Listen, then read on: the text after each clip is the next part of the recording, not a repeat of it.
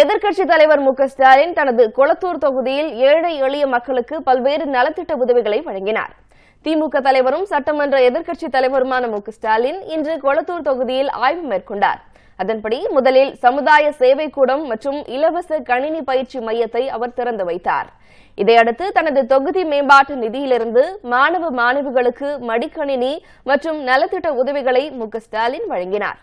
கண் அறுவை செய்தவர்களுக்கு இலவச மூக்கு கண்ணாடிகளையும், மாற்றுத்திறனாளிகள் மற்றும் ஏழை எளியவர்களுக்கு இருசக்கர வாகனங்களையும் எதிர்க்கட்சித் தலைவர் மு க ஸ்டாலின் வழங்கினார்.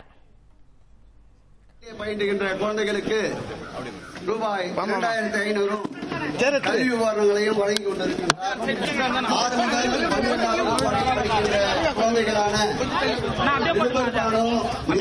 அவர்கள் தொகுதியின் தாய் வீட்டு சேதனமாக யுவராணி விக்னேஷ் அவர்களுக்கு சக்கரவீதி வேகமாக தோழுவதற்கு உதவியாக இன்றைக்கு சுய உதவி குழு என்று பெண்களுடைய வாழ்க்கை தரத்தை உயர்த்திய தளபதி அவர்கள் இன்றைக்கு தன்னுடைய சொந்த செலவிலே வருங்கால சந்ததியினர் தழைத்தோங்க குடும்பத்தின் பாரத்தை சுமப்பவர்கள் ஆண்களாக அவர்கள் குடும்பத்தின் வாழ்வாதாரத்திற்காக தளபதி அவர்கள் வழங்கிக் கொண்டிருக்கின்றார்.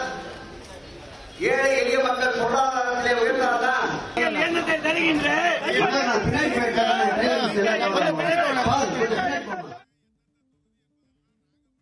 இதையடுத்து சட்டமன்ற உறுப்பினர் மேம்பாட்டு நிதியிலிருந்து 38 லட்சம் ரூபாய் மதிப்பில் கட்டப்பட்டுள்ள இறகு பந்து உள்விளையாட்டு மைதானத்தை திறந்து வைத்த மு க ஸ்டாலின் அங்கிருந்து மாணவர்களுடன் சிறிது நேரம் விளையாடி மகிழ்ந்தார்.